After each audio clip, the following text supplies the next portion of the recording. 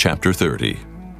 And when Rachel saw that she bare Jacob no children, Rachel envied her sister and said unto Jacob, Give me children, or else I die. And Jacob's anger was kindled against Rachel, and he said, Am I in God's stead, who hath withheld from thee the fruit of the womb? And she said, Behold my maid Bilhah, go in unto her, and she shall bear upon my knees, that I may also have children by her. And she gave him Bilhah her handmaid to wife, and Jacob went in unto her. And Bilhah conceived and bare Jacob a son. And Rachel said, God hath judged me, and hath also heard my voice, and hath given me a son. Therefore called she his name Dan.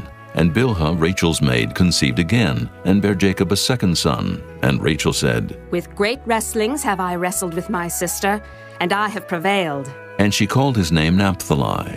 When Leah saw that she had left bearing, she took Zilpah her maid, and gave her Jacob to wife. And Zilpah, Leah's maid, bare Jacob a son.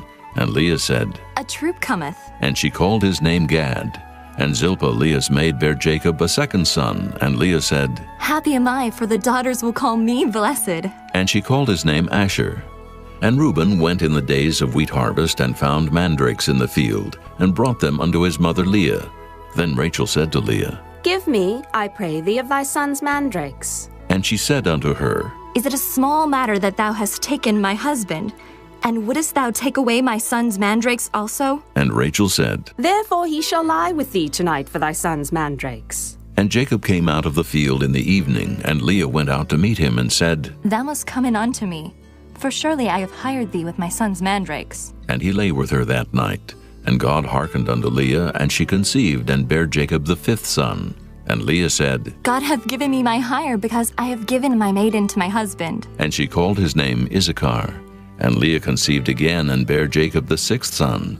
And Leah said, God hath endued me with a good dowry.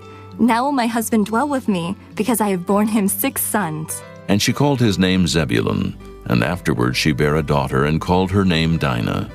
And God remembered Rachel, and God hearkened to her, and opened her womb. And she conceived, and bare a son, and said, God hath taken away my reproach. And she called his name Joseph, and said, The Lord shall add to me another son. And it came to pass, when Rachel had borne Joseph, that Jacob said unto Laban, Send me away, that I may go unto mine own place, and to my country.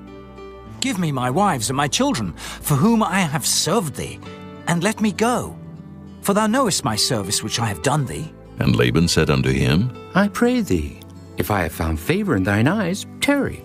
For I have learned by experience that the Lord hath blessed me for thy sake. And he said, Appoint me thy wages, and I will give it. And he said unto him, Thou knowest how I have served thee, and how thy cattle was with me.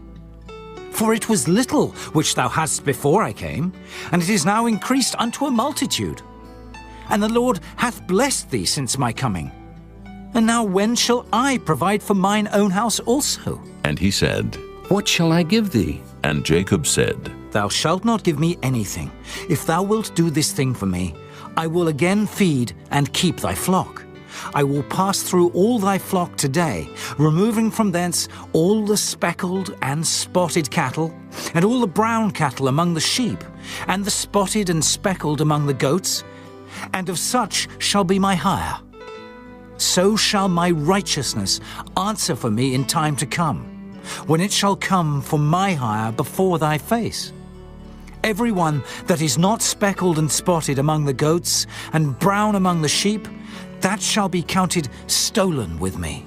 And Laban said, Behold, I would it might be according to thy word. And he removed that day the he-goats that were ring-streaked and spotted, and all the she-goats that were speckled and spotted, and every one that had some white in it, and all the brown among the sheep, and gave them into the hand of his sons. And he set 3 days' journey betwixt himself and Jacob. And Jacob fed the rest of Laban's flocks. And Jacob took him rods of green poplar, and of the hazel and chestnut tree, and pilled white streaks in them, and made the white appear which was in the rods. And he set the rods which he had pilled before the flocks in the gutters in the watering troughs, when the flocks came to drink, that they should conceive when they came to drink. And the flocks conceived before the rods, and brought forth cattle ring-straked, speckled, and spotted. And Jacob did separate the lambs, and set the faces of the flocks toward the ring-straked, and all the brown in the flock of Laban, And he put his own flocks by themselves, and put them not unto Laban's cattle. And it came to pass, whensoever the stronger cattle did conceive, that Jacob laid the rods before the eyes of the cattle in the gutters, that they might conceive among the rods. But when the cattle were feeble, he put them not in. So the feebler were Laban's, and the stronger Jacob's. And the man increased exceedingly, and had much cattle, and maidservants, and menservants, and camels, and asses.